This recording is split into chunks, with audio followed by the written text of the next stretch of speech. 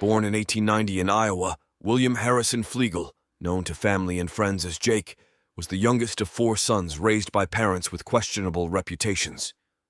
While his family claimed to be farmers, their infrequent crop planting and staunch commitment to privacy led neighbors to suspect illicit activities, possibly involving bootlegging or other illegal enterprises. As it turned out, at least in the case of the sons, these suspicions were well-founded.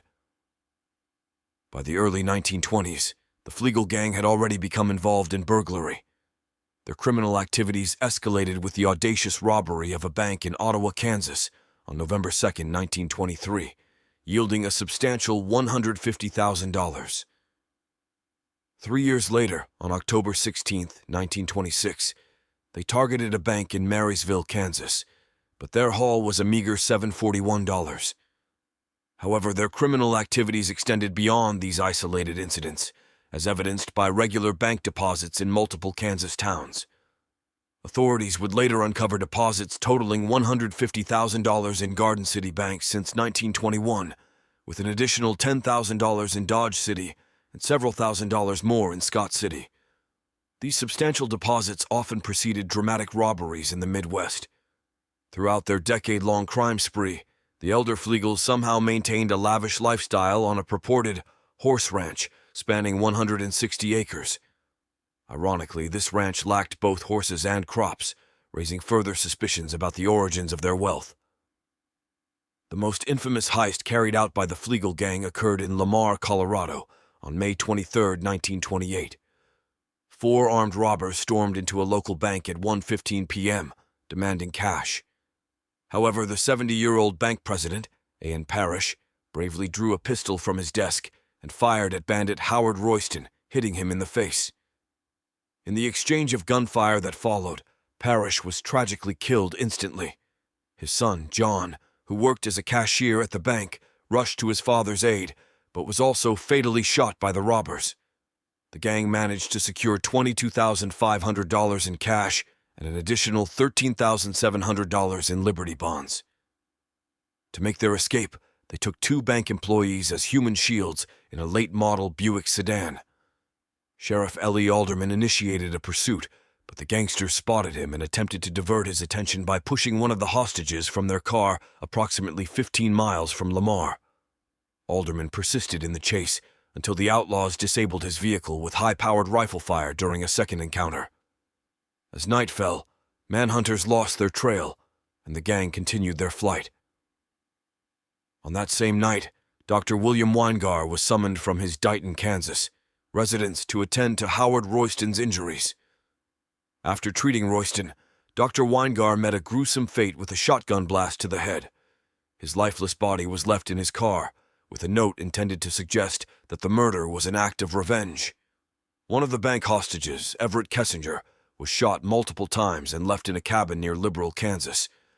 He was discovered 3 weeks later. Fingerprints found on Dr. Weingar's car matched those of Jake Fleagle, who was already wanted by authorities for a series of boxcar burglaries targeting the Santa Fe Railroad in 1922.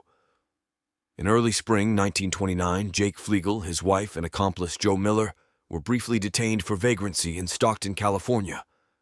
Fleagle identified himself as W.H. Holden, and his wife used various aliases, including Betty Gramps and Betty Holden. Although they were suspected of conspiring to rob steel mill payrolls in nearby Pittsburgh, insufficient evidence led to their release on bail. Jake provided the arresting officers with some Liberty bonds from the Lamar bank heist, but by the time authorities connected the dots, the fugitives had vanished.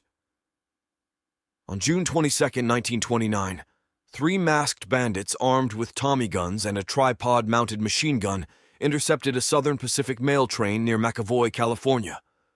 They fired a barrage of bullets into a mail car and escaped with $19,000 in cash. The getaway car was abandoned nearby, and investigators identified a friend of Jake Fleagle, Dr. C.O. DeMoss, a former physician turned gambler, as the individual who had purchased the car in Los Angeles under the name James Hendricks. An FBI background investigation uncovered that Jake Fleagle had a prior conviction in Oklahoma for train robbery, even though none of the fingerprints recovered from the train or the getaway vehicle matched his. Nevertheless, The suspicion was sufficient to initiate a manhunt. Basic inquiries conducted in the vicinity of Garden City, Kansas, revealed a multitude of bank accounts and safe deposit boxes linked to the Fleagle brothers, registered under various aliases. Walter and Fred, under the cloud of suspicion, were quietly apprehended in Garden City to avoid alerting their siblings Jake and Ralph.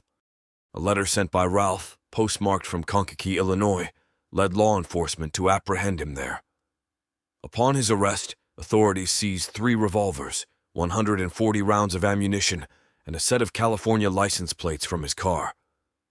Another safe deposit box was discovered, containing $1,200 in cash and $6,500 in Liberty bonds, but none of these were traced back to the Lamar heist. On the day of Ralph's arrest in Kankakee, a phone call received at his hotel led police to Peoria, where they apprehended Dr. DeMoss.